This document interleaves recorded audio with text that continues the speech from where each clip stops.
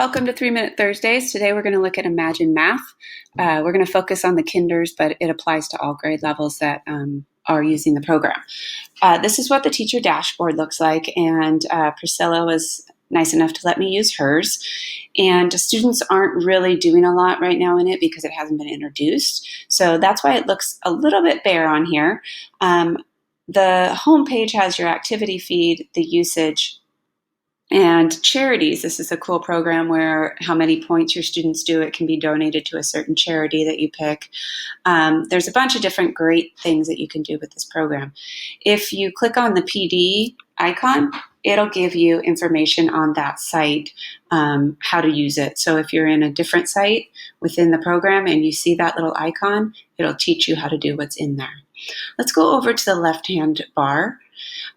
The reports show your usage for your students.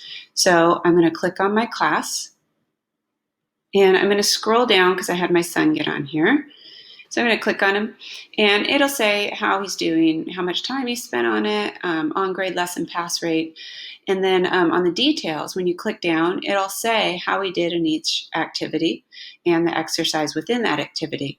If you look down here, I'm going to click, and you'll notice that down in activity 6, he missed exercise 2. So as a teacher, I can go into the Lesson Explorer, and because it's the beginning, the introduction to the program, I could go down and I could look at which problem he actually was having trouble with. This is the introduction to the program, and I wanted to show you kind of what it looks like for the students, and you can go in and look at any activity you do. So the animation in it is awfully advanced, and it's pretty cool. The kids really enjoy it. My son was totally engaged during the whole thing. So animation's great. They talk to you. It's very interactive.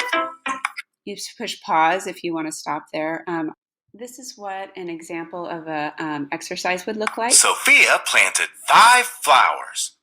2 of the flowers drooped. How many flowers does she have left? Make an equation that matches the picture. So this is basically teaching them equations, and it's giving the visuals, which is really nice. We can also do it in Spanish. So let's look at an activity that would be in Spanish. All of them are. So compara los números y elige el signo correcto. So it gives that bilingual component as well. And they take a benchmark test in the beginning, so you can look at those examples of what they're going to get, and then it gets them into where they should be level-wise, so it'll pop them up. If they are past the PK and it's going to get them into kinder, then it'll pop them up to that lesson. So basically, this is just a snapshot of the dashboard, but I would really take a moment to look at that Lesson Explorer and get involved in what activities are within each component of your grade level.